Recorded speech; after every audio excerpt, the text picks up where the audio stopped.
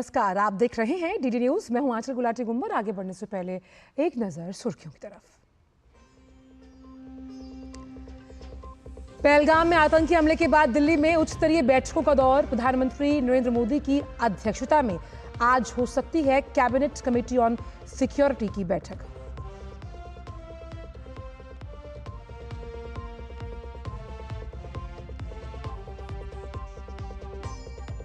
भारत की जवाबी कार्रवाई से पहले बौखलाए आतंकी। पाकिस्तान ने नौशेरा, सुंदरबनी और अखनूर में की फायरिंग।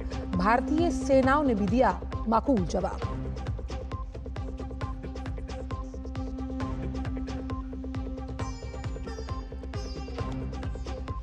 कांग्रेस के गायब पोस्टर पर बीजेपी अब भी हमलावर। कहा, पाकिस्तानी मीडिया के हीरो हैं राहुल गांधी और कांग्रेस के बाकी नेता।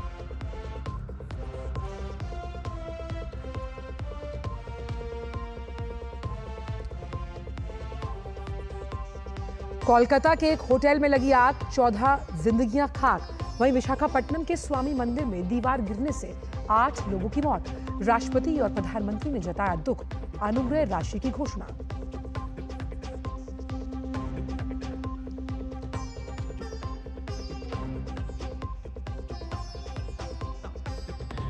और अक्षय तृतीया के पावन अवसर पर आज से उत्तराखंड में 4 धाम यात्रा की शुरुआत। यात्रियों की सुविधा और सुरक्षा के लिए सभी जरूरी इंतजाम। सीसीटीवी और ड्रोन से होगी निगरानी।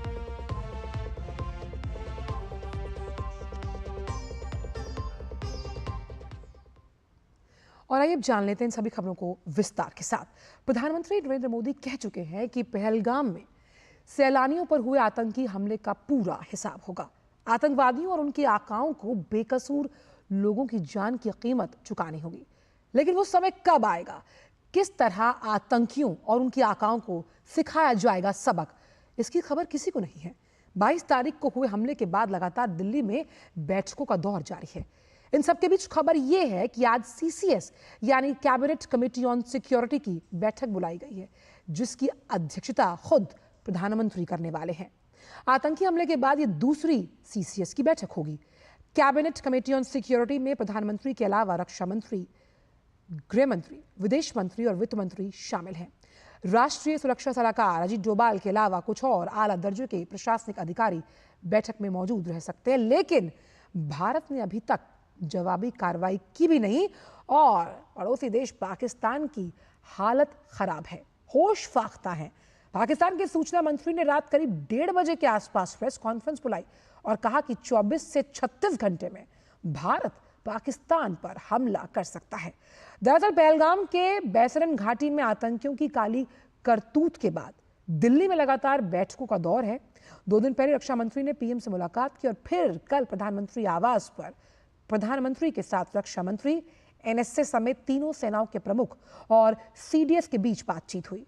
22 अप्रैल को हुए आतंकी हमले में 26 लोगों ने अपनी जान गंवाई, जिसके जिम्मेदार माना जा रहा है कि उसकी जिम्मेदारी लश्कर से जुड़े आतंकी संगठन द रेजिस्टेंस फ्रंट ने ली। उसके तार सीधे तौर पर पाकिस्तान से जुड़े होने के सबूत सामने आए हैं। और इस बीच पाकिस्तान बुरी तरह से बौखला गया है। हालत यह है कि आतंकी हमले के बाद भी लगातार पाकिस्तान की ओर से संघर्ष विराम का उल्लंघन किया जा रहा है। कल रात एक बार फिर पाकिस्तानी सेना ने नौशेरा, सुंदरबनी और अखनूर सेक्टर्स में जो नियंत्रण रेखा है उसे पार कर छोटे हथियारों से गोलीबारी की। भारतीय सेना ने पाकिस्तान की इस नापाक हरकत का संतुलित और प्रभावी तरीके से जवाब दिया। आपको यह भी बता दें कि पाकिस्तानी सेना लगातार एलओसी पर संघर्ष विराम का उल्लंघन कर रही है।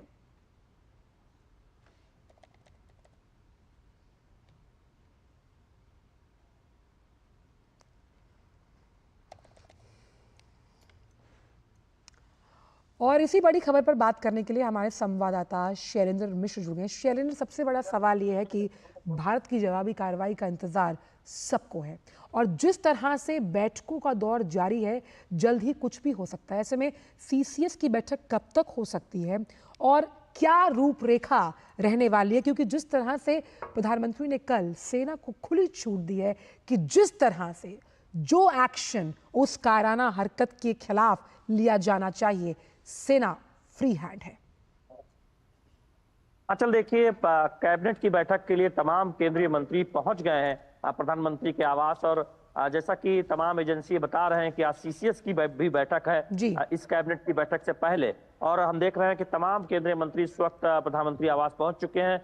कल शाम जो एक विशेष बैठक हुई थी रक्षा मंत्री राजनाथ सिंह और तीनों सेनाओं के प्रमुख सीडीएस के साथ ये बैठक हुई थी। और उसके बाद सूत्रों के हवाले से पता चला था कि प्रधानमंत्री ने सेना को छूट दी है और ये कहा है कि जो सेना की जो प्रोफेशनल कैपेबिलिटी है उस पर पूरा भरोसा है। तो एक तरह से संकेत दे दिए गए। और हम जानते हैं कि आप देखें, जो इससे पहले सुरक्षा मामलों की कैबिनेट समिति की जब पहली बैठक हुई थी तब उसमें उसके बाद कई कूटनीतिक फैसले, 5 अहम फैसले लिए गए थे, जिसमें सिंधु समझौता स्थगित करने की बात हो, सिंधु नदी समझौता, या फिर पाकिस्तानी जो नागरिक हैं भारत से उनको वापस भेजने की बात हो। तो कूटनीतिक जो फैसले लिए जाने हैं वो लिए जा चुके हैं। दुनिया भर से हम देख रहे हैं कि भारत को समर्थन मिल रहा है पहलगाम आतंकी हमले के बाद। और पाकिस्तान स्पष्ट तौर पर दबाव में नजर आ रहा है और बौखलाहट में नजर आ रहा है। जिस तरह से पाकिस्तान की तरफ से कल देर रात प्रेस कॉन्फ्रेंस हुई, बयानबाजी हुई, तो निश्चित तौर पर हम देखेंगे कि जैसा कि बहुत स्पष्ट तौर पर यह बताया गया है पहले भी कि न केवल इस हमले को करने वाले आतंकियों को न्याय के कटघरे में खड़ा किया जाएगा, बल्कि इसके जो आका हैं, जो पाकिस्तान में बैठे हैं, उनको भी एक तरह से देखें तो सबक सिखाया जाएगा। और जो भी प्रत्यक्ष अप्रत्यक्ष तौर पे मददगार रहे हैं उनको भी बख्शा नहीं जाएगा। तो एक बहुत सुनियोजित रणनीति के साथ हम देख रहे हैं कि कार्रवाई आगे बढ़ रही है। इसीलिए बैठकों पर सभी की निगाहें भी हैं। कल हमने देखा कि बैठकों का लंबा दौर चला था और अब सुरक्षा मामलों की कैबिनेट समिति की बैठक होगी, ऐसी संभावना जताई जा रही है, जिसके लिए तमाम केंद्रीय मंत्री कैबिनेट की बैठक के लिए पहले ही पहुंच चुके हैं। क्योंकि आज केंद्रीय मंत्रिमंडल की बैठक भी होनी है और कहा जा रहा है कि उसके बाद सीसीए की भी बैठक होगी, आर्थिक मामलों की मंत्रिमंडल की भी। सबसे अहम बात यहाँ पर यह है कि सेना पर पूरे देश को विश्वास है और उसके अदम्य साहस और परिचय का कोई सानी नहीं है। और ऐसे में फाइनल काउंटडाउन हम उसे मान सकते हैं शैलेंद्र। और ये बौखलाहट जो पाकिस्तान की है, लेकिन गीदड़ भपकिया देने से फिर भी पाकिस्तान बाज नहीं आ रहा। अपने एटमी शक्ति का प्रदर्शन करने की बात पाकिस्तान कह रहा है, जहां हुक्का पानी बंद है, डिजिटल स्ट्राइक की गई है भारत द्वारा, और अगर देखा जाए तो खुद के आर्थिक हालात चरमराए हुए हैं। आंचल देखिए, पाकिस्तान के अलग अलग क्षेत्रों को आप देखें प्रांतवार, तो सिंध का इलाका है, जो सिंध पंजाब का इलाका है, जहां पर खेती बाड़ी होती है और जिसकी वजह से बाकी पाकिस्तान में देखें तो जो उतना खेती बाड़ी का इलाका नहीं है।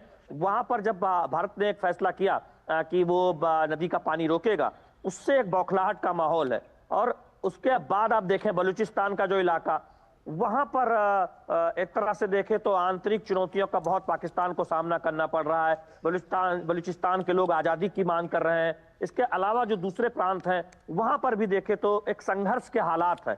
तो पाकिस्तान आंतरिक चुनौतियों से जूझ रहा है, लेकिन उसके बावजूद पाकिस्तान अपनी हरकत से बाज नहीं आता रहा है। हम जानते हैं कि दुनिया के आतंकियों के एक सेफ ठिकाने के तौर पर पाकिस्तान को देखा जाता रहा है। हमें नहीं भूलना होगा कि दुनिया जब खासतौर पर अमेरिका जब ओसामा बिन लादेन को ढूंढ रहा था और पाकिस्तान उसके लिए एक आर्थिक मदद भी ले रहा था, लेकिन आखिरकार ओसामा बिन लादेन पाकिस्तान में ही छुपा मिला था, जिसको पाकिस्तान में जाकर अमेरिका ने मार गिराया था। तो दुनिया भर के आतंकियों की शरण स्थली पाकिस्तान की धरती रही है। और पाकिस्तान पर सिर्फ आरोप नहीं लगते रहे कि वो अपनी धरती का इस्तेमाल भारत के में आतंक बढ़ाने के लिए करता है, बल्कि उसके पुख्ता सबूत भी हम देखें तो अंतर्राष्ट्रीय स्तर पर भारत इस बात को कहता रहा है और पाकिस्तान को एक तरह से देखें कटघरे में खड़ा करता रहा है। लेकिन पाकिस्तान अपनी हरकतों से बाज नहीं आता। तो अब हम देख रहे हैं कि एक प्रभावी तरीके से जब ये इस तरह का हमला हुआ तो उसका जवाब देने की एक तैयारी है। और इसीलिए कूटनीतिक पहल पहले की गई, कूटनीतिक फैसले लिए गए। और अब प्रधानमंत्री नरेंद्र मोदी की तरफ से कहा गया है कि सेना पर, सेना की प्रोफेशनल कैपेबिलिटी पर उन्हें पूरा भरोसा है, सेना अपने हिसाब से लक्ष्य तय करेगी। तो ये बहुत बड़ा बयान है एक तरह से। कल जब रक्षा मंत्री राजनाथ सिंह और तीनों सेनाओं के प्रमुख के साथ प्रधानमंत्री नरेंद्र मोदी की बैठक हुई थी, तो निश्चित तौर पर पूरे देश को भरोसा है सेना की कैपेबिलिटी पर, सेना की ताकत पर। और सेना के प्रोफेशनल कैपेबिलिटी बिल्कुल। पर। और जिस सीसीएस की बैठक की हम बात कर रहे हैं, जिसमें प्रधानमंत्री की अध्यक्षता में ही होगी, जिसमें रक्षा मंत्री भी होंगे, गृह मंत्री भी हैं, विदेश मंत्री भी हैं, वित्त मंत्री भी हैं, एनएसए जो डोभाल साहब है उनकी भी मौजूदगी की बात इसमें कही जा रही है। सभी की अपनी दूरदर्शिता की सोच है और ये दूरदर्शिता की सोच किस तरह से एक प्लान को चॉकआउट करेगी, हालांकि वो नेशनल टेलीविजन पर कहना कि किस तरह की प्लानिंग होगी ये भी बहुत जल्दबाजी होगी, लेकिन इन सभी की दूरदर्शिता, क्योंकि सभी अपने अपने क्षेत्र में माहिर हैं। अगर हम डोभाल साहब की बात करें, कूटनीतिक लिहाज से जो विदेश मंत्री हैं उनका अपना एक ओहदा है। इस तरह से जो बैठक की जाएगी, क्या फाइनल एजेंडाज हो सकते हैं जिनके पॉइंट दर पॉइंट रखकर पहलगाम के इस आतंकी हमले की जवाबी कार्रवाई की तैयारी हो सकती है? शैलेंद्र। आंचल, देखिए, यहाँ पर मैं थोड़ा समय लेना चाहूंगा कि अगर आप बीते वर्षों में भारत ने जो कदम उठाए हैं आतंकवाद के खिलाफ, उसमें कितनी सफलता मिली है। आप देखिए कि जम्मू कश्मीर में हाल के वर्षों में जो पर्यटन है वो कितनी गुना बढ़ गया था। अनुच्छेद 370 हटने के बाद जम्मू कश्मीर में तमाम योजनाओं को जिस तरह से प्रभावी तरीके से लागू किया गया, और केवल जम्मू कश्मीर में ही नहीं, आप पूरे देश में देखें, आतंकी घटनाएं नाम मात्र की हो रही थी, या फिर पहले आप जाएं 2014 से पहले जिस तरह से बम धमाके होते थे अलग अलग जगहों पर, एक फेरिस्त है, एक लंबी लिस्ट है। आप देखें कि 2014 के बाद धीरे धीरे उसमें न केवल उल्लेखनीय कमी आई, बल्कि उसे हम कह सकते हैं कि जीरो टॉलरेंस की नीति की वजह से तकरीबन वो खत्म होने के कगार पे थे, और जम्मू कश्मीर में भी आतंकवाद बिल्कुल अंतिम सांस ले रहा था। तो यही वजह है कि इसे एक हताशा से बड़ी कार्रवाई मानी जा रही है। पहलगाम का जो आतंकी हमला हुआ उसके बाद हम देख रहे हैं कि अंतर्राष्ट्रीय स्तर पर एक तरफा समर्थन भारत को मिला है। भारत के साथ पूरी दुनिया खड़ी नजर आ रही है। अमेरिका हो, रूस हो, फ्रांस हो, तमाम देश वो भारत के साथ खड़े नजर आ रहे हैं। और पाकिस्तान पहले ही अलग थलग था और अब बिल्कुल अलग थलग पड़ता नजर आ रहा है। इसीलिए पाकिस्तान को यह जरूरत महसूस हो रही है कि वो बार बार ये कहे कि भारत हमला करने जा रहा है। उसके तमाम बड़े सेना के अधिकारियों को कह रहे हैं कि बच्चे और शैलेंद्र, ये बौखलाहट से ज्यादा, बिल्कुल बौखलाहट से ज्यादा, जब अगर आपने कुछ गलत किया है, उस गलत काम का अगर आपको अंजाम भुगतना है तो उसका अंदेशा, उसकी संभावना आप पहले लेकर चल रहे हैं। इसीलिए उससे पहले ही हमने देखा था कि ट्विटर पर बयानों का दौर पहलगाम के इस आतंकी हमले के बाद जारी किया गया, और जिस तरह से अब बयानबाजी में कहीं ना कहीं धार देने की कोशिश, कभी आप धमकी देते हैं शिमला अग्रीमेंट की, कभी आप कहते हैं कि अगर सिंधु का पानी रोका जाएगा तो हम कुछ ऐसा करेंगे जिसका जिक्र और फिक्र भारत ने नहीं की होगी। और ये इस तरह की धमकी देना आपकी बौखलाहट, हताशा के साथ साथ आपके उस डर को भी जताता है जो कहीं ना कहीं आपके दिलो दिमाग में है। आंचल, देखिए, जब सिंधु नदी के पानी रोकने की बात की गई थी और एक बैठक हुई थी इस फैसले के बाद कुछ दिनों बाद गृह मंत्री अमित शाह के घर पर, और उसमें विदेश मंत्री एस जयशंकर शामिल हुए थे और जल शक्ति मंत्री सीआर पाटिल शामिल हुए थे। और उसके बाद जल शक्ति मंत्री ने कहा था कि एक बूंद भी पानी भविष्य में हम देखेंगे कि उस नदी का पाकिस्तान को न जाए। उसके बाद पाकिस्तान में एक तरह से डर और भौखलाहट की स्थिति बनी कि भारत ने जो कूटनीतिक फैसले लिए हैं उसके अमल पर पाकिस्तान में एक बहुत बड़ा संकट आ सकता है। पाकिस्तान पहले ही आर्थिक संकट से जूझ रहा है, और अगर उसकी खेतीबाड़ी बुरी तरह प्रभावित होती है तो उसका हश्र क्या होने वाला है, ये कोई एक तरह से कोई बहुत कठिन विज्ञान नहीं है। ये सामने आईने की तरह दिख रहा है कि पाकिस्तान का जो एक ही कुछ खास इलाका है जहां पर खेतीबाड़ी होती है, हरा भरा इलाका है, जो भारत की सिंधु नदी या तमाम जो नदियां हैं उनके पानी से हरा भरा रहता है। और हम जब तुरंत दीर्घकालिक फैसले और तुरंत जो फैसले लिए गए या मध्यमकालीन जो फैसले लिए जाएंगे उनका जब असर देखेंगे तो पाकिस्तान में एक तरह से आर्थिक तबाही दिखाई देगी, क्योंकि एग्रीकल्चर अभी भी उनका सबसे मुख्य स्रोत है। आप आर्थिक व्यवस्था का देखें, पाकिस्तान कोई बहुत एक तरह से कहें प्रगति वाला राज्य नहीं है, आतंकी राज्य है, आतंकी देश है, हम सब जानते हैं। उनको आतंक पोषित करता है। शैलेंद्र, एक चीज आपसे और समझना चाहूंगी, क्योंकि सीसीएस की बैठक तो है ही, वही सीसीपीए की भी बैठक है जिसे सुपर कैबिनेट कहा जाता है, जिसमें आर्थिक और रणनीतिक कई फैसले लिए जाते हैं। इस सुपर कैबिनेट में जो फैसले लिए जाते हैं सीधे तौर पर उनका दूरदर्शी परिणाम होता है। तो कहीं ना कहीं इन बैठकों के दौर से इस बात का अंदाजा लगाना बहुत अहम हो जाता है कि जो भी कुछ होना है उसके लिए अब यही समय है, सही समय है, उचित समय है। ये देखिए, तीन महत्वपूर्ण बातें हैं। पहली बात तो है कि भारत के सभी राजनीतिक दलों के बीच एक आम राय बनाने के लिए सर्वदलीय बैठक बुलाई गई थी और उस बैठक में सभी राजनीतिक दलों ने कहा था कि जो भी उचित कदम हो वो भारत सरकार उठाए, और एक सुर में हमने देखा था कि भारत के राजनीतिक दलों की तरफ से संदेश गया था कि जो भी उचित लगता है वो कदम उठाया जाए। दूसरी बात है कि कैबिनेट की बैठक बुलाकर उसमें जो तमाम महत्वपूर्ण फैसले होते हैं उसके बारे में समय समय पर जानकारी दी जाती है, लेकिन सीसीएस की बैठक में सुरक्षा से जुड़े तमाम फैसले लिए जाते हैं। इसीलिए इतनी चर्चा है कि क्या इस दूसरी संभावित सीसीएस की बैठक में कई महत्वपूर्ण फैसले लिए जा सकते हैं। और जब ये कल खबर आई कि भारत में सीसीएस की दूसरी बैठक होने जा रही है पहलगाम हमले के बाद, तब भी हमने देखा कि पाकिस्तान में कल 1:30 बजे प्रेस कॉन्फ्रेंस हुई और कहा कि भारत अगले 36 घंटे में पाकिस्तान पर हमला कर सकता है। यानी पाकिस्तान इतना डरा हुआ है कि पहले ही वो इस बात का ऐलान करना चाहता है दुनिया को कि देखिए भारत उसके ऊपर हमला करने जा रहा है। तो ये तो शैलेंद्र, सीधी सी बात यहाँ पर है कि इंटरनेशनल अगर हम अरीना में देखें तो ये तो कहीं ना कहीं सहानुभूति लेने की पाकिस्तान की कोई नई पुरानी आदत ही है। वो कुछ नया नहीं किया उन्होंने, वो हमेशा से मल्टीलैटरल फोरम्स पर आतंकवाद का राग अलापता है और सबसे अहम बात है उसे पालने पोसने वाली जो सरजमी है वो उसी के। वहीं तीनों सेनाओं के जो प्रमुख हैं उनका भी इस जो ये मीटिंग्स पहले भी हुई उसमें प्रधानमंत्री के साथ कल भी होना, ये किस तरफ जो है उसका अंदेशा दर्शाता है कि जिस तरह से सेना को फ्री हैंड, खुली छूट की बात प्रधानमंत्री ने खुद से कही है, इसमें सेना का मनोबल बढ़ता हुआ, साथ ही जिस साहस और अदम्य शौर्य का परिचय लगातार सेना हर बार मां भारती के लिए देती है, उस पर पूरे देश को विश्वास और गर्व हमेशा है। अचल देखिए, भारतीय सेना की ताकत को दुनिया उसका लोहा मानती है और बीते 10 वर्षों में हमने देखे कि उस ताकत में काफी इजाफा हुआ है। हम देखें तो जो शस्त्र हैं, या फिर आप वायुसेना की ताकत देखें या थल सेना की ताकत देखें या नौसेना की ताकत देखें, तो तमाम ऐसे हथियारों को उसमें शामिल किया गया है, जंगी बेड़ों को शामिल किया गया है, जिससे भारत की सेना की जो ताकत है वो कई गुना बढ़ी है और इस बात को दुनिया जानती है।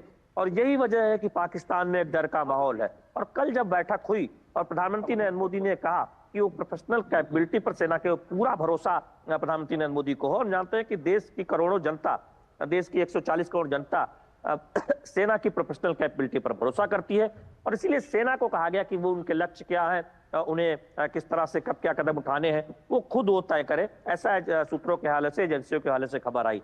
तो ये तय है कि पहलगाम आतंकी हमले के जो भी दोषी हैं वो आतंकी हो या इन आतंकी को पनाह देने वाले सरगना हो, आका हो, या इन आतंकियों को शरण देने वाले लोग हों जी, इनको न्याय के कटघरे में खड़ा किया जाएगा, यानी इनको बख्शा नहीं जाएगा। ये बात पूरी तरह से आप सुनिश्चित समझिए और इस बात का भरोसा देश के आम नागरिकों को भी है जी। और हमने देखा कि जब इस तरह की बैठकें होती हैं तब काफी चर्चा भी होती है कि क्या कदम हो सकता है, क्या भारत क्या कदम उठा सकता है। देखिए, क्या कदम उठा सकता है इस पर एक अनुमान ही लगाया जा सकता है, लेकिन ये जरूर है कि भारत अपने इस जो आतंकी हमला हुआ है, भारत पर यह एक तरह से हमला हुआ है, उसका कड़ा जवाब देगा। एक चीज बहुत संक्षिप्त में आपसे, न्याय के कटघरे में उन आतंकियों को और आतंकी के पनाहगारों को खड़ा करेगा। बिल्कुल, और हर मंच से प्रधानमंत्री ने कहा कि उन्हें बख्शा नहीं जाएगा, ये सोचकर कहीं पर भी वो इस बात की मुगलफत में ना रहें कि जो कायराना और जो दहशतगर्दी और जो रक्त रंजित धरती की है पहलगाम यानी स्वर्ग की, उसके लिए कोई मुआफिया, बल्कि उस पर कड़ा एक्शन लिया जाएगा, इसमें तो कोई दो राय नहीं। लेकिन सीसीएस की जो ये बैठक है, इसका आउटकम कब तक हम एक्सपेक्ट कर सकते हैं शैलेंद्र, और उसके बाद क्या ब्रीफिंग दी जा सकती है सेना को, या किस तरह से उस आउटकम को रिलीज किया जाएगा? ये देखिए, जानते हैं कि आमतौर पर जब सीसीएस की बैठक होती है उसके बाद कैबिनेट की बैठक होती है, फिर सीसीए की बैठक होती है और कैबिनेट की बैठक की जानकारी प्रेस कॉन्फ्रेंस कर सूचना प्रसारण मंत्री आमतौर पर उस बारे में फैसले पर ब्रीफ करते हैं। लेकिन सीसीएस की बैठक में हुए फैसलों को लेकर कई बार विदेश मंत्रालय जानकारी देता है या कई बार उस बात की जानकारी दे दी जाती है प्रेस रिलीज के जरिए रक्षा मंत्रालय की तरफ से कि क्या कुछ फैसले लिए गए हैं। तो ये देखना होगा कि क्या कदम उठाए जाते हैं जी, क्या और फैसले लिए जाते हैं। चूंकि हम देख रहे हैं कि कल से ही इस बात के कयासबाजी लगाई जा रही है एजेंसियों के हवाले से कुछ बातें कही जा रही हैं और दुनिया भर में इस बात की चर्चा है कि भारत कोई कोर कसर नहीं छोड़ेगा। जो आतंकी हैं, पहलगाम हमले के जो दोषी हैं, उनको सजा दिलाने में, उनको न्याय के कटघरे में खड़ा करने में, और सिर्फ उन आतंकियों को बख्शा नहीं जाएगा जो इसके दोषी हैं, बल्कि उनके आकाओं को, उनको शरण देने वाले को, उनको पनाह देने वाले को, और इस तरह से जो भी आतंकियों के साथ खड़े हैं, किसी को बख्शा नहीं जाएगा। ये संदेश और बहुत स्पष्ट बिल्कुल एक बहुत बड़ा जो हमला हुआ है पहलगाम में उन मासूमों के खिलाफ जिनका कोई कसूर नहीं था, उस पर बड़ा फैसला जल्द एक्सपेक्टेड है। बहुत बहुत शुक्रिया शैलेंद्र। लगातार जिस तरह से सीसीएस की बैठक अभी भी चल रही है, इसके आउटकम पर आपसे चर्चा चलती रहेगी। हमले के बाद ये सीसीएस की दूसरी बैठक है जो प्रधानमंत्री आवास पर चल रही है, इसके बारे में शैलेंद्र हमें जानकारी दे रहे थे। वहीं पहलगाम में जो कायराना आतंकी हमला हुआ, उसके बाद भी पाकिस्तान अपनी हरकतों से बाज नहीं आ रहा।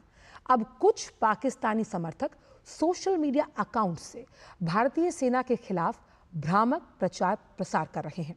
पाकिस्तान समर्थक सोशल मीडिया अकाउंट्स पर झूठा दावा किया जा रहा है कि पहलगाम हमले के बाद उत्तरी commander lieutenant general MV Suchendra Kumar को उनके पद से हटा दिया गया है।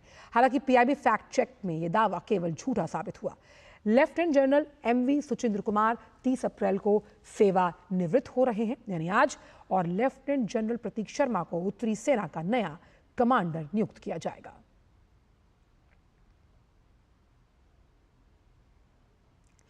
जालना का राउत परिवार पहलगाम हमले में बाल बाल बचा। 21 तारीख को राउत परिवार पहलगाम में था। हमले के बाद आतंकियों की तस्वीरें सामने आने के बाद जालना के आदर्श ने उस संदिग्ध की पहचान की जिसने उनसे बात की थी। आदर्श ने संदिग्ध आतंकवादी की पहचान करने के बाद एनआईए को ईमेल के जरिए संदिग्ध आतंकवादी के साथ हुई अपनी बातचीत के बारे में जानकारी दी। आइए आपको सुनवाते हैं।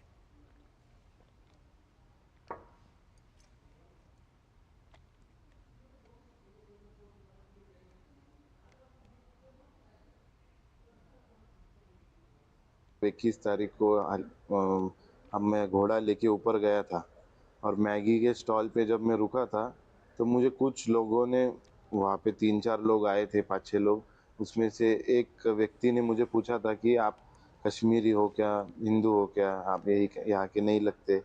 मैंने उनको बताया था कि नहीं, मैं यही का हूँ। दूसरे दिन जब वहाँ पे हल्ला हुआ कि 1-2 दिन बाद जब उसके स्केचेस रिलीज हुए तो मैंने मेरे पिताजी को बताया कि इन्होंने जो एजेंसीज ने जो स्केचेस रिलीज किए उसमें से एक इंसान जो है उसने मुझसे वहाँ पे बात की थी। हमने ईमेल से एनआईए को इसकी इंफॉर्मेशन दी है। हम बहुत डरे हुए थे, ऐसी वहाँ पे घटना होना मतलब ये हमारे लिए बहुत शॉकिंग था।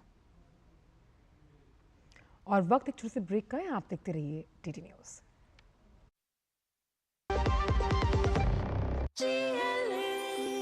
जो लक्ष्य चुना था समझ आने लगा है। जीएलए यूनिवर्सिटी, उच्च लक्ष्य की निश्चित प्राप्ति। मेरी पसंद, मेरी पसंद, मेरी पसंद, मेरी पसंद, हमारी पसंद, हम सबकी पसंद। मजबूत देश का मजबूत सरिया हो गया स्टील। ब्रेक के बाद सभी का स्वागत। बढ़ते आगे, कांग्रेस ने अपने सोशल मीडिया प्लेटफॉर्म एक्स से गायब बताने वाला पोस्ट जो है उसे हटा दिया। इस पोस्टर को जारी करने के बाद कांग्रेस चौतरफा घिर गई थी। बीजेपी ने कांग्रेस के इस पोस्ट की कड़ी निंदा की थी। भाजपा प्रवक्ता गौरव भाटिया ने कहा कि कांग्रेस और आतंकियों की सोच एक जैसी है। कांग्रेस लश्कर-ए पाकिस्तान है। इसके बाद कांग्रेस ने पहलगाम आतंकी हमले के संबंध में नेताओं के लिए दिशा निर्देश जारी किए। कांग्रेस महासचिव केसी वेणुगोपाल ने एक परिपत्र के माध्यम से निर्देश दिया कि सभी पदाधिकारियों को सार्वजनिक संचार में अत्यधिक अनुशासन और निरंतरता बनाए रखने का निर्देश दिया जाता है। पार्टी की ओर से बोलने के लिए अधिकृत लोगों को 24 अप्रैल 2025 को पारित प्रस्ताव में सीडब्ल्यूसी द्वारा बताई गई स्थिति तक सीमित रहना चाहिए।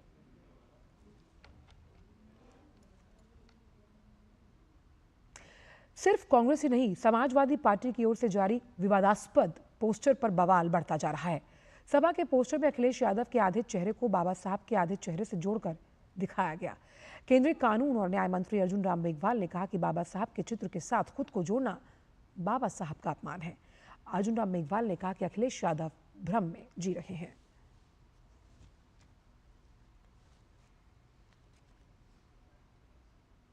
ये अखिलेश जी भ्रम में जी रहे हैं, क्योंकि बाबा साहब को पहला चुनाव 52 में हराने का काम कांग्रेस ने किया, उपचुनाव 53 भंडारा का हराने का काम कांग्रेस ने किया। अब कांग्रेस के साथ हैं अखिलेश जी, तो दलित समाज कैसे अखिलेश जी के साथ होगा? बाबा साहब का चित्र दिखा रहे हैं कि मैं बाबा साहब जैसा हूं, ये तो अपमान है बाबा साहब का। उनकी जो उन्होंने योजनाएं दी उनका भी अपमान है। अखिलेश जी को अपना मुख्यमंत्री का कार्यकाल याद नहीं आ रहा क्या, जब अनुसूचित जाति वर्ग के बहुत से इंजीनियर डिमोट हो गए थे। कांग्रेस के गायब पोस्ट पर भाजपा लगातार हमलावर है। सांसद संबित पात्रा ने कहा कि ये इंडी गठबंधन नहीं, ये रावलपिंडी गठबंधन है। पात्रा ने कहा कि वो दिन दूर नहीं जब इस पिंडी गठबंधन के लोग पाकिस्तान से चुनाव लड़ेंगे।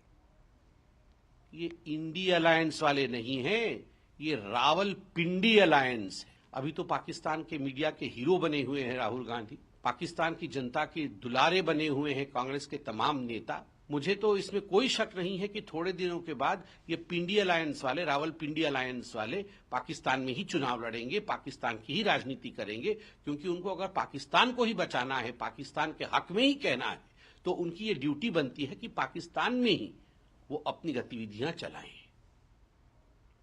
वहीं बसपा सुप्रीमो मायावती ने भी कांग्रेस और समाजवादी पार्टी पर निशाना साधा। अपने एक संदेश में मायावती ने लिखा, पहलगाम आतंकी हमले को लेकर सभी पार्टियों को एकजुट होकर सरकार के हर कदम के साथ खड़ा होना चाहिए, न कि किसी आड़ में पोस्टरबाजी और बयानबाजी आदि के जरिए घिनौनी राजनीति की जानी चाहिए, क्योंकि इससे लोगों में कन्फ्यूजन पैदा हो रहा है जो देश हित में ठीक नहीं। साथ ही इस प्रकरण में भारतीय संविधान के निर्माता परम पूज्य बाबा साहब डॉक्टर भीमराव अम्बेडकर का भी अपमान कतई ना किया जाए। खासकर सपा और कांग्रेस को इस बात का विशेष ध्यान रखना चाहिए, वरना बीएसपी इनके विरुद्ध सड़कों पर उतर सकती है।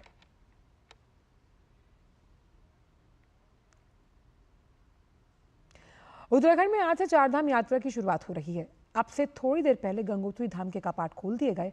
इस दौरान मुख्यमंत्री पुष्कर सिंह धामी मौजूद थे। उत्तरकाशी जिले में गंगोत्री और यमुनोत्री मंदिरों के कपाट खुलने के साथ हर साल अक्षय तृतीया पर श्रद्धालु इस यात्रा पर निकलते हैं। आज गंगा जी की उत्सव डोली गंगोत्री धाम में भोग मूर्ति पहुंची। यहाँ पारंपरिक पूजा अर्चना और वैदिक मंत्रोच्चार के साथ मंदिर के कपाट खोल दिए गए। केदारनाथ धाम के कपाट 2 मई को और बद्रीनाथ धाम के कपाट 4 मई को खुलेंगे। चार धाम यात्रा 6 नवंबर तक चलेगी।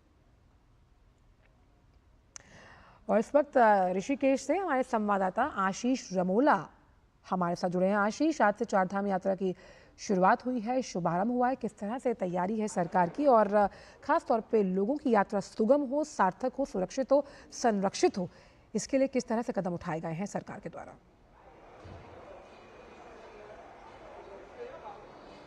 जी बिल्कुल, अगर आज बात करी जाए तो अक्षय तृतीया के इस पावन अवसर पर आज जो है सुबह जो है आज गंगोत्री और यमुनोत्री के कपाट यहाँ पे खुल गए हैं और 2 मई को बाबा केदार के और 4 मई को बाबा बद्री विशाल के कपाट खोलेंगे। आज सुबह ही 10:30 बजे जब गंगोत्री के कपाट खोले तो स्वयं जो प्रदेश के मुख्यमंत्री हैं पुष्कर सिंह धामी वो उस समय वहीं मौजूद थे। उसके बाद अब बात करी जाए तो 11:55 पे जो है वो यमुनोत्री के कपाट खोले जाएंगे। अभी हम जो हैं वो देहरादून के यहाँ पे पंजीकरण कक्ष में खड़े हैं, यहाँ ऋषिकेश के जो है पंजीकरण कार्यालय में यहाँ पे खड़े हैं। आप साफ तौर पे ये भीड़ यहाँ पे देख सकते हैं।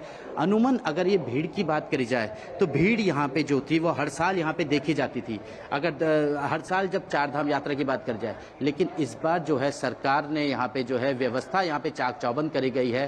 पहले से पंजीकरण कक्ष जो था वो सिर्फ यहाँ ऋषिकेश में देखा जाता था, इस बार जो है वो हरिद्वार, विकासनगर, डोईवाला और इनको 4 जोन में यहाँ पे बांट दिया गया है। इससे अमूमन जो भीड़ यहाँ पे दिखाई देती थी वो इस वक्त यहाँ पे नहीं दिखाई दे रही है। सुबह यहाँ पे देखी गई थी 50 से 100 लोग यहाँ पे पंजीकरण के लिए खड़े थे और चाक चौबंद व्यवस्था यहाँ पे पूरी गई है। जो श्रद्धालु यहाँ पे जो आ रहे हैं उनके लिए यहाँ पे पानी की पीने की व्यवस्था, पैरामेडिकल की टीम, मेडिकल की टीम, सभी खाने पीने, रहने की, वेटिंग एरिया की, पंखे की, सभी चीजों की व्यवस्था यहाँ पे चाक चौबंद करी गई है। सड़कों की बात करी जाए तो पूरे जो यहाँ पे सड़क मार्ग की अगर बात करी जाए चार धाम यात्रा पे, तो पूरी जो व्यवस्था है वो यहाँ पे चाक चौबंद करी गई है। सीसीटीवी कैमरे से लैस करी गई है। जो पैच वर्क थे वो यहाँ पे पूरे करी गई है। घोड़े खच्चरों की बात करी जाए अगर चार धाम व्यवस्था पे, तो वो यहाँ पे पूरे यहाँ पे सुचारू रूप से उनके जो पंजीकरण यहाँ पे कराए गए हैं। जो घोड़े खच्चर थे उनके जो है वो यहाँ पे पूरे यहाँ पे टेस्ट कराए गए हैं। कोई इन्फ्लुएंजा से पीड़ित तो नहीं है या किसी और बीमारी से, तो उनके मेडिकल के जी कहिए। उनके मेडिकल के बाद ही उनको जो है वो वहाँ पे ऊपर चढ़ाया जाएगा। साथ ही हम ये भी समझना चाहेंगे आपसे कि मैं आपके पीछे देख पा रही हूँ कि यहाँ महिलाओं और पुरुषों की लाइन अलग से लगाई जाएगी। वहाँ पर बैठने की व्यवस्था है जब आप पंजीकरण कराने आते हैं। वहाँ कुर्सियाँ रखी गई हैं सीनियर सिटीजन्स के लिए। हम चाहते हैं कि आप दर्शकों को दिखाएं कि अगर वो रजिस्ट्रेशन के लिए आते हैं ऋषिकेश, तो किस तरह की तैयारी और ऑनलाइन जो ये सुविधा है इसे कितना सुव्यवस्थित किया गया है। जी बिल्कुल, देखिए यहाँ पे जिस तरीके से यहाँ पे जो श्रद्धालु हैं उनसे भी अभी हम बात करेंगे और किस तरीके से देखिए सुबह जो अनुमान यहाँ पे जो भीड़ थी वो अब यहाँ पे नहीं है। जिस तरीके से 5-5 ग्रुप में यहाँ पे जो श्रद्धालु हैं वो यहाँ पे आ रहे हैं और अपना पंजीकरण करा रहे हैं। ऑफलाइन व्यवस्था की बात करी जाए तो ऑनलाइन भी यहाँ पे लोगों ने पंजीकरण कराया और उसके बाद जो है वो यहाँ पे ऑफलाइन पंजीकरण भी यहाँ पे करे जा रहे हैं। कई श्रद्धालु यहाँ पे हैं, उनसे भी यहाँ पे बात करने जाएंगे कि सर आप कहाँ से आए हैं? मैं अहमदाबाद से आया हूँ। पहली बार आप यहाँ चार धाम यात्रा पे आ रहे कैसे? मैं पहली बार आ रहा हूँ और ये यहाँ का जो आकर्षण है उसने मुझको खींच के लाया है। नहीं तो अहमदाबाद से इतनी दूर आना, प्रभु के दरबार में जाना और देवभूमि का दर्शन करना, ये हमारे लिए अपने आप में एक सौभाग्य का वस्तु है और सनातन हमेशा आगे बढ़ता रहे, यही हम चाहते हैं। और मैं और मेरी पत्नी हम दोनों सीनियर सिटीजन हैं and I am retired from central government PSU as a general manager, और मैं आया हूँ और रजिस्ट्रेशन कराने के लिए आया। अभी यहाँ पे पंजीकरण में अगर आप यहाँ जब ऋषिकेश पहुंचे तो कोई ऐसी तकलीफ तो नहीं, कोई तकलीफ नहीं हुई। मैं तो सीधा रजिस्ट्रेशन ऑफिस का पता पूछा, सीधे चला आया यहाँ पे। अभी देखता हूँ आगे कितना कोऑपरेट करते हैं और कैसे करते हैं, ये मेरा पहला अनुभव होगा। Thank you. तो ये हमारे साथ कुछ श्रद्धालु थे जिन्होंने अपना एक्सपीरियंस यहाँ पे बताया कि ऑफलाइन पंजीकरण यहाँ पे करा रहे हैं और उनको यहाँ पे खासी कोई परेशानियां भी यहाँ पे नहीं हो रही है। पूरी यहाँ पे जो है चेयर्स यहाँ पे लगाई गई है। जो श्रद्धालु यहाँ पे आ रहे हैं, लाइन यहाँ पे नहीं लगी है। अनुमान यहाँ पे लगा करती थी, लेकिन इस बार जो 4 जोन में यहाँ पे बांटा गया है पंजीकरण के लिए, तो इस बार यहाँ पे लाइन नहीं है और श्रद्धालु आराम से जो यहाँ पे अपना पंजीकरण करा के चार धाम यात्रा के लिए यहाँ से शुरुआत कर रहे हैं। चलिए, बहुत बहुत शुक्रिया आपका इन तमाम जानकारी को हमसे साझा करने के लिए। तो चार धाम की यात्रा शुरू हो गई। जिस तरह से ऑनलाइन रजिस्ट्रेशन की व्यवस्था है ऋषिकेश में, वो सुव्यवस्थित की गई है। बहुत बहुत शुक्रिया आपका इन तमाम जानकारी को हमसे साझा करने के लिए। और फिलहाल वक्त छोटे से ब्रेक का है, आप देखते रहिए DD न्यूज़।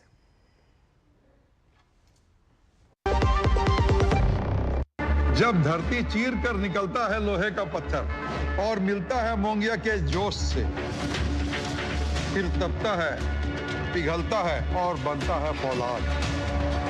अब होता है सरिया सारी खूबियों के साथ। मोंगिया स्टील, मजबूत देश का मजबूत सरिया। जो लक्ष्य चुना था समझ आने लगा है। GLA यूनिवर्सिटी, उच्च लक्ष्यों की निश्चित प्राप्ति। ब्रेक के बाद सभी का स्वागत। और अब बात करते हैं वेव्स समिट की, जो मुंबई में होगी शुरू कल से।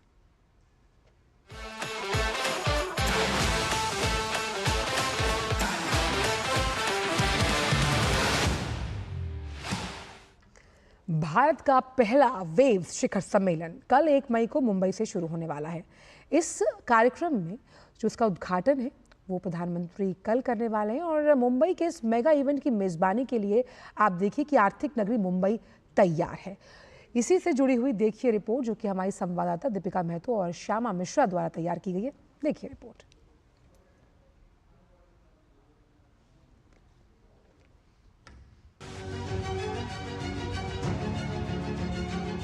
मुंबई अपने पहले विश्व ऑडियो विजुअल और मनोरंजन शिखर सम्मेलन 2025 की मेजबानी करने के लिए पूरी तरह तैयार है। 1 से 4 मई तक मुंबई के जियो वर्ल्ड कन्वेंशन सेंटर में होने वाले world audio visual and entertainment summit में दुनिया के अग्रणी मीडिया, मनोरंजन और टेक्नोलॉजी इनोवेटर्स एक साथ आएंगे। मुंबई शहर इस मेगा इवेंट्स को सफल बनाने में जुटा हुआ है। बसों से लेकर बस स्टॉप, सबवे, हर जगह वेव्स की ब्रांडिंग की जा रही है। 15,000 वर्ग मीटर में फैला वेव्स 2025 मनोरंजन और रचनात्मकता के महासागर में वेव्स उत्पन्न करने के लिए पूरी तरह तैयार है। इंडस्ट्री के दिग्गजों, रचनाकारों, निवेशकों और कटिंग एज टेक्नोलॉजी पायोनियर्स को वैश्विक मनोरंजन के भविष्य को एकजुट करने की दिशा में एक बड़ा प्लेटफॉर्म साबित होगा। इतना ही नहीं, शिखर सम्मेलन में भारत पेवेलियन के साथ साथ अन्य राज्यों के स्टॉल भी होंगे जो मनोरंजन और प्रौद्योगिकी की दुनिया में अपनी ताकत का प्रदर्शन करेंगे। भारत का सबसे पहला world audio visual and entertainment summit waves 2025 होने जा रहा है मुंबई में। और न केवल भारत बल्कि पूरी दुनिया तैयार है इस अद्भुत समिट को देखने के लिए और इसमें शामिल होने के लिए। न केवल participants, content creators, technology creators और फिल्म क्रिएटर्स, लेकिन बिजनेसमैन भी इसमें बढ़ चढ़कर हिस्सा लेने वाले हैं। बेसिकली वेव्स बाजार is like an amazing platform for a lot of creators like me who are writing their projects in both live action, animation, visual effects or any particular category. इस समिट में दुनिया भर से संस्कृति और कला क्षेत्र की कंपनियां और टेक दिग्गज हिस्सा लेंगे। मीडिया, फिल्म और एंटरटेनमेंट जगत से जुड़े लोग इसे लेकर बेहद उत्साहित हैं। दिग्गज अभिनेता अमिताभ बच्चन का कहना है कि वेव सिनेमा की यात्रा का अगला अध्याय है, जहां न केवल मनोरंजन बल्कि एक नए युग की पटकथा लिखी जाएगी। यह दिलों को छूने और दुनिया को जोड़ने में एक लंबा सफर तय करेगा। आज भी लोग मुझसे पूछते हैं कि सिनेमा का असली मकसद क्या है। मैं कहता हूं कि सिनेमा सिर्फ एक कहानी नहीं, एक एहसास है जो दिल तक जाए, जो यादों में रहे, ये दुनिया को जोड़ दे। World audio visual and entertainment summit waves is the next chapter of that journey, जहां सिर्फ एंटरटेनमेंट ही नहीं, एक नया युग लिखा जाएगा। भारत की रचनात्मक शक्ति को मजबूत करने और सामग्री निर्माण, बौद्धिक संपदा और तकनीकी नवाचार के केंद्र के रूप में अपनी स्थिति को बढ़ाने के उद्देश्य से वेव्स सभी उद्योग हितधारकों के लिए वन स्टॉप डेस्टिनेशन होगा। इसका इनॉग्रेशन खुद प्राइम मिनिस्टर नरेंद्र मोदी 1 मई को करेंगे मुंबई में। और ये समिट न केवल एक प्लेटफॉर्म है लोगों को जोड़ने के लिए, बिजनेस को बिजनेस से जोड़ने के लिए, लेकिन अंतर्राष्ट्रीय लेवल पे कंटेंट क्रिएट करने के लिए और ज्यादा लोगों को एक दूसरे के साथ सम्मिलित करने के लिए, ताकि अपॉर्चुनिटीज हमेशा बढ़ती रहे। कैमरा पर्सन शैलेश के साथ दीपिका, डीडी न्यूज, मुंबई। और वेव्स पर ज्यादा जानकारी के साथ मुंबई से ही जुड़ रही हैं हमारी संवाददाता श्यामा मिश्रा। श्यामा, हमने आपकी रिपोर्ट देखी, आर्थिक राजधानी मुंबई बिल्कुल तैयार है वेव्स को वेलकम करने के लिए। तो क्रिएटर्स की एक अहम मंच के तौर पर वेव्स कितना बड़ा गेम चेंजर साबित होगा क्रिएटिविटी, रिक्रिएशन और जब हम विजुअल इफेक्ट्स, ऑग्यूमेंटेड रियलिटी और गेमिंग की बात करते हैं उसे लेकर? देखिए आंचल, यहाँ पर हम बात कर रहे हैं क्रिएट इन इंडिया की, और साथ ही उसके साथ में जो जुड़े हुए 30 से ज्यादा जो यहाँ पे चैलेंजेस हैं। हमने कई सारे चैलेंज जो हुए हैं उनके पार्टिसिपेंट से बात की, उनके जूरी से बात की, उनके ऑर्गेनाइजर्स से बात की।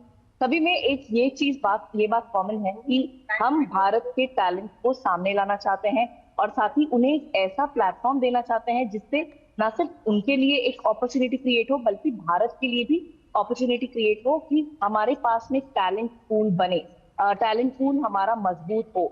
यही है वो प्रयास और कल से वो शुरू होने जा रहा है। और ना सिर्फ आप यहाँ पर ये देखेंगे कि जो पार्टिसिपेंट्स है वो आए हुए हैं, बल्कि जो फिल्म जगत से या मीडिया एंड एंटरटेनमेंट जगत से जितने भी बड़े कलाकार हैं वो सभी वहां पर उपस्थित होंगे। तो एक ही यहाँ पर महोत्सव मेला तरीके का आपको यहाँ पर देखने के लिए मिलेगा। कल जब शुरुआत होगी तो हम जानते हैं प्रधानमंत्री वहां पर आएंगे और प्रधानमंत्री कई सारे सेशंस में वो भाग लेंगे, कई सारे सेशन को इनॉग्रेट करेंगे। इसके साथ ही हम ये भी जानते हैं कि वहां पर जो फिल्म मेकर हैं करण जौहर वो होंगे, वो एक सेशन होल्ड करेंगे जहां पर वो स्वयं दीपिका पादुकोण और शाहरुख खान का इंटरव्यू करेंगे। और साथ ही इसके अलावा भी कई सारे कल्चरल प्रोग्राम्स हैं जहां पर हम जान रहे हैं कि इंटरनेशनल आर्टिस्ट हैं एलन वॉकर, साथ ही इंडियन आर्टिस्ट किंग, ये सारे जन भी परफॉर्म करेंगे। तो ये एक पूरी तरीके से पैकेज है आपके लिए, भारत के लिए, विश्व के लिए, कि जो मीडिया एंड एंटरटेनमेंट इंडस्ट्री है भारत का बढ़ता हुआ वो क्या क्या प्रेजेंट कर सकता है, क्या क्या वो एक लोगों को, पूरे विश्व को प्रेजेंट कर सकता है, दे सकता है, वो यहाँ पर आपको एक झलक देखने के लिए मिलेगी। साथ ही जब हम क्रिएटर्स फेयर की बात कर रहे हैं, उसका भी एक सेशन होगा जहाँ पर ये सारे जो चैलेंजेस हुए हैं क्रिएट इन इंडिया के, वो वहाँ पर जो लोग हैं, जैसे आप अगर हम बात कर लें एनिमेशन फिल्म मेकर्स चैलेंज की, तो यहाँ पर 42 जो शॉर्टलिस्टेड फाइनलिस्ट हैं वो अपने प्रोजेक्ट्स को लेकर आएंगे और साथ ही डिस्ट्रीब्यूटर्स को जो फंड देने वाले हैं उन्हें दिखाएंगे, उन्हें उनके सामने प्रस्तुत करेंगे और एक उम्मीद है कि उनके इस फिल्म को, उनके इस प्रोजेक्ट को फंडिंग मिल सके, साथ ही एक प्लेटफॉर्म मिल सके। और एक खास बात आपको मैं ये भी बताना चाहूंगी आंचल यहाँ पर कि अमूमन हम जो फिल्म बाजार में देखते हैं या फिल्म फेस्टिवल्स में देखते हैं कि जिसके भी शॉर्टलिस्टेड होते हैं उन्हें पूरी अपनी मूवी करके लानी होती है, पूरी कंप्लीटेड प्रोजेक्ट होती है। यहाँ पर ऐसा नहीं है, आपके पास आइडिया है, ऑर्गेनाइजर्स को वो आइडिया अच्छी लगी, जूरीज को वो आइडिया अच्छी लगी और उन्होंने सिलेक्ट की, तो आप उस आइडिया के साथ में, अपने पिच के साथ में आ सकते हैं और साथ ही वो फंडिंग ले सकते हैं जो आपको रिक्वायर्ड होगी आपकी फिल्म कंप्लीट करने में। वहीं हम कॉमिक्स की बात कर रहे हैं, कॉमिक्स क्रिएटरशिप चैंपियंस की बात कर रहे हैं। यहाँ पर 5 एमेच्योर और 5 प्रोफेशनल यानी कि 10 ट्रॉफी को चुना गया है, शॉर्टलिस्टेड फाइनलिस्ट को चुना गया है। उनका भी ये बताया जा रहा है कि एक बुक बनाया जाएगा। तो आप समझ सकते हैं जो कॉमिक्स कहीं ना कहीं खो गया था, हम और आप 10 साल पहले टिंकल पढ़ते थे, अमर चित्र कथा पढ़ते थे, अब वो नहीं पढ़ते हैं। अब सभी जो है जनरेशन के बच्चे हैं या सभी जो लोग हैं वो फोन पर रहते हैं। तो इस एक कल्चर को थोड़ा सा चेंज करने के लिए, पुराने कल्चर को वापस लाने के लिए, क्योंकि वो अच्छी चीजें थी, आप पढ़ते थे, आप जानते थे और एनिमेशन आपके बुक्स में होती थी, तो ये सारी चीजें बहुत अच्छी होती थी। उन्हें एक वापस कहीं ना कहीं उनका एक कमबैक करने के लिए ये प्रयास है। तो टॉप 10 जो होगा उसकी एक बुक होगी। साथ ही इसके अलावा कई सारे ऐसे चैंपियंस हैं, ऐसे जो चैलेंजेस हैं जहां पर जो बच्चों ने फर्स्ट टाइम ही अपनी रजिस्ट्री करवाई और उन्हें शॉर्टलिस्टेड कर लिया गया। तो आप समझ सकते हैं जो टैलेंट है उनमें था और अब उन्हें पहचान लिया गया, एक तरीके से उन्हें प्लेटफॉर्म दिया गया है। तो कॉस्टली जो है उसकी बात कर रहे हैं हम, कॉस्टली जो मुंबई में भी हुआ और साथ ही कई सारे सिटीज में हुआ भारत के, तो ये सारे जगहों से चुना गया। साथ ही इसके अलावा वाइल्ड कार्ड शोडाउन भी हुआ। आप अगर हम वहां पर गए थे, जब हम वहां पे गए थे, अगर आप देखें आंचल की कॉस्प्ले का जो क्रेज है भारत में वो काफी ज्यादा है और इसे एक रिकग्निशन देना उतना ही अनिवार्य है जितना इन बच्चों को प्लेटफॉर्म देना।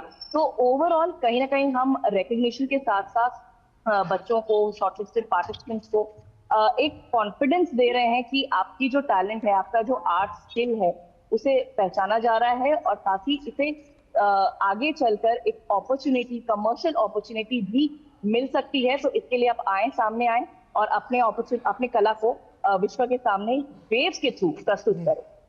बिल्कुल, और किस तरह से B2B जब मीटिंग्स होंगी और किस तरह से फंडिंग क्रिएट की जाएगी इस सनराइजिंग बहुत ही प्रॉमिसिंग सेक्टर के लिए, ये हम देखेंगे।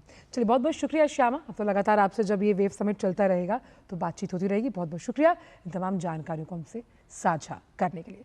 तो ये तो बात की हमने मुंबई में वेव से जुड़ी हुई, और मुंबई के बाद अब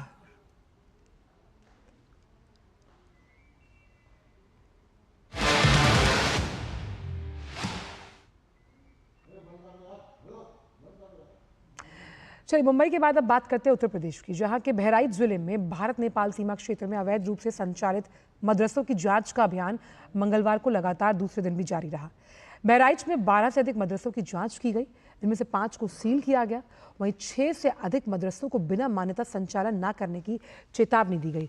जिला अल्पसंख्यक कल्याण अधिकारी ने मोतीपुर थाना क्षेत्र के मदरसा दारुल उलूम अजीजिया की जांच की। मदरसा संचालक भूमि, आय, खर्च, प्रवेश और छात्र उपस्थिति रजिस्टर समेत कोई भी दस्तावेज नहीं दिखा सके।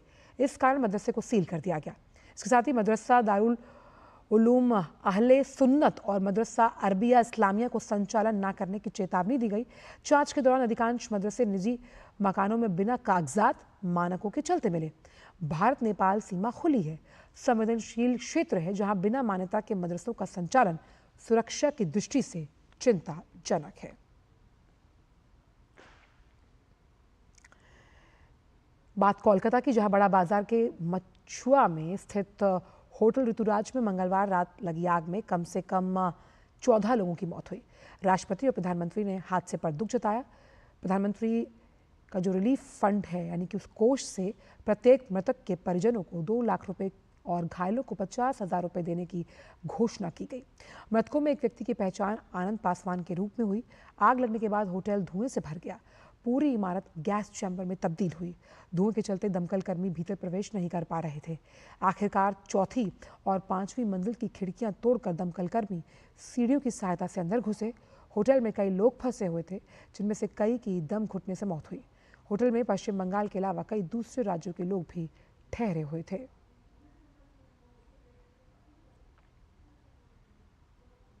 बात विशाखापट्टनम की, जहां श्री वराह लक्ष्मी नरसिम्हा स्वामी मंदिर के चंदन उत्सव के दौरान दीवार गिरने से 7 लोगों की मृत्यु हुई, जबकि कई लोग घायल। एनडीआरएफ और एपीएसडीआरएफ ने यहां बचाव अभियान चलाया। राष्ट्रपति और प्रधानमंत्री ने हादसे पर दुख जताया है।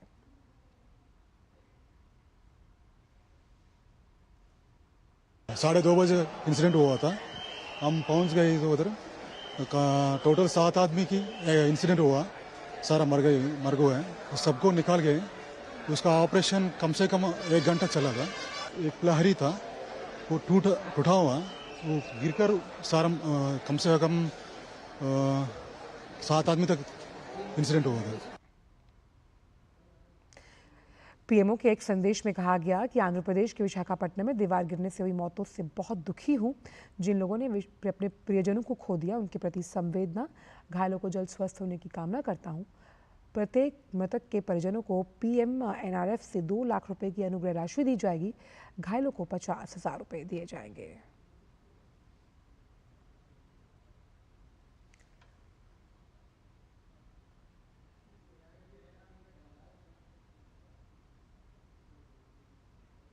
सऊदी अरब में गृह मंत्रालय ने पाकिस्तान को चेतावनी दी कि हज परमिट नियमों का उल्लंघन करने वाले पाकिस्तानी नागरिकों पर सख्त जुर्माना लगाया जाएगा। जुर्माने की सजा 10 जून 2025 तक प्रभावी रहेगी। मंत्रालय ने कहा कि बिना वैध परमिट के हज पर आने का प्रयास करने वाले हर पाकिस्तानी पर 20,000 सऊदी रियाल का जुर्माना लगाया जाएगा। मक्का में प्रवेश करने और ठहरने वाले सभी प्रकार के वीज़ा धारकों पर यह जुर्माना लागू होगा। ये चेतावनी ऐसे समय में आई जब इस्लामाबाद से 442 हज यात्रियों के पहले जत्थे के साथ कल पाकिस्तान ने अपने हज उड़ान अभियान की शुरुआत की। हर साल बिना परमिट की यात्रा करने वाले नागरिकों, अवैध यात्रियों और भिखारियों की बढ़ती संख्या की वजह से सऊदी अरब ने पाकिस्तान को कड़ी चेतावनी दी। सऊदी अरब ने पिछले 3 वर्षों में 4,700 पाकिस्तानी भिखारियों का प्रत्यर्पण किया। सऊदी अरब ने प्रत्यर्पित किए गए इन भिखारियों के नाम और पासपोर्ट को नो फ्लायर्स सूची में शामिल किया है। वो करते हैं अंतर्राष्ट्रीय जगत की खबरों का। अमेरिकी राष्ट्रपति डोनाल्ड ट्रंप ने दूसरे कार्यकाल के 100 दिन पूरे किए। इस मौके पर ट्रंप ने अमेरिकी कार निर्माताओं को बड़ा तोहफा दिया। ट्रंप ने विदेशी पार्ट्स आयात पर ऑटो टैरिफ में ढील दी। इसके साथ ही अमेरिकी राष्ट्रपति ने कहा कि भारत के साथ टैरिफ वार्ता अच्छी चल रही है, जल्दी व्यापार समझौते की उम्मीद है। डोनाल्ड ट्रंप ने ऑटो टैरिफ से जुड़े आदेशों पर हस्ताक्षर किए। इन आदेशों में ऑटो इंडस्ट्री से जुड़े क्रेडिट और इससे जुड़ी सामग्री पर अन्य शुल्कों में राहत शामिल है। ट्रंप ने इन आदेशों से अनिश्चित व्यापार नीतियों के बारे में निवेशकों से अब जो चिंताएं कुछ कम हुई हैं। टैरिफ नीतियों में आंशिक परिवर्तन कर अमेरिकी राष्ट्रपति ने कार निर्माताओं को घरेलू स्तर पर निर्मित वाहन में घरेलू घटकों का प्रतिशत बढ़ाने के लिए 2 वर्ष का समय देने का भी फैसला किया है। दिल्ली विश्वविद्यालय के नॉर्थ कैंपस में बुधवार को 1 नेशन 1 इलेक्शन के फायदे को जन जन तक पहुंचाने की कड़ी में मेगा रन का आयोजन किया गया, जिसमें केंद्रीय शिक्षा मंत्री धर्मेंद्र प्रधान और दिल्ली की मुख्यमंत्री रेखा गुप्ता समेत कई गणमान्य व्यक्तियों ने हिस्सा लिया, जिसमें एक स्वर में इस अवधारणा के फायदे को सामने रखा गया। देखिए रिपोर्ट।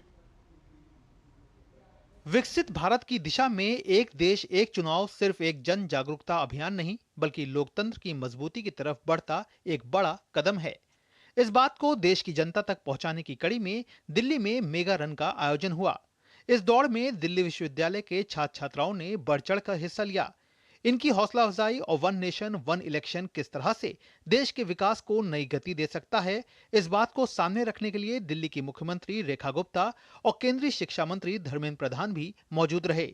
अगर भारत को विकसित होना है, भारत को दुनिया की आर्थिक महाशक्ति होना है, भारत के नौजवानों को और हिमालय की चोटी तक पहुंचना है, तो देश में और राज्यों में एक राजनीतिक स्थिरता की आवश्यकता है।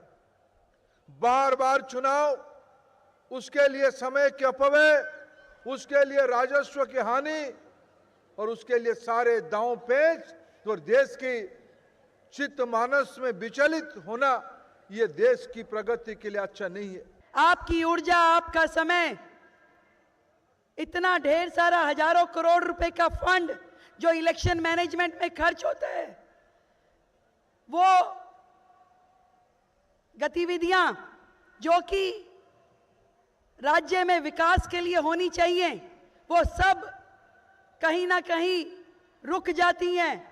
वहीं दौड़ में हिस्सा लेने वाले युवाओं की नजर में एक राष्ट्र एक चुनाव की अवधारणा देश के संसाधनों की बचत में भी अहम भूमिका निभाएगी।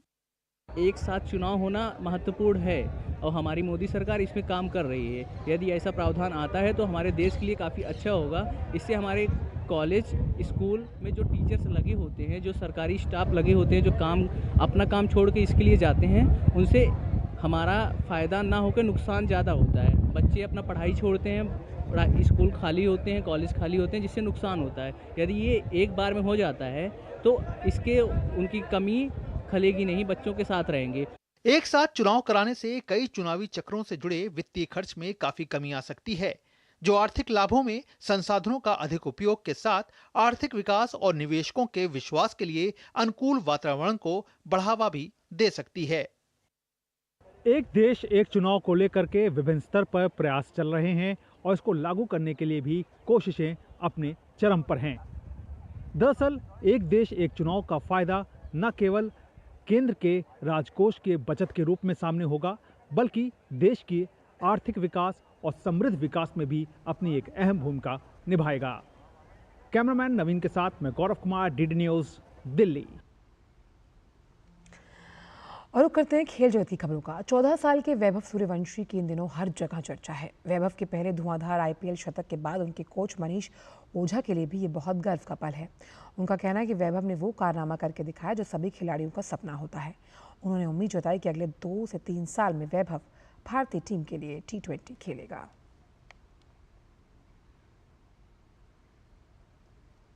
इतने छोटे बच्चे ने वो करके दिखाया है जो एक क्या सभी प्लेयर्स का ये ड्रीम होता है। तो वैभव ने कल जो बैटिंग जिस शैली से की है, मुझे फील होता है कि आने वाले साल 2 साल में वो टीम इंडिया T20 का पार्ट रहेगा। तो उसने उस टारगेट की तरफ अपना पहला कदम रख दिया और अकॉर्डिंग टू सिचुएशनल डिमांड वो खेल रहा था। वो काबिले तारीफ था और एज ए कोच मेरे लिए तो ये बहुत ही गर्व की बात है। बचपन आईपीएल में आज पंजाब किंग्स का सामना चेन्नई सुपर किंग्स से होगा। ये मुकाबला चेन्नई के घरेलू मैदान चेपक में खेला जाएगा। मौजूदा सीजन में पंजाब किंग्स की टीम को 9 मैचों में 5 जीत और 3 हार मिली, जबकि 1 मैच रद्द हुआ। वहीं 5 बार के चैंपियन सीएसके ने 9 मैचों में सिर्फ 2 जीत के साथ अंक तालिका में आखिरी पायदान पर वो काबिज है। अगर चेन्नई इस मैच को जीतने में सफल नहीं होती तो इस टूर्नामेंट में उसका सफर समाप्त हो जाएगा। दोनों टीमों के बीच अब 31 मैच हुए हैं, जिसमें से सीएसके को 16 जबकि पंजाब किंग्स 11 को 15 मैचों में जीत मिली।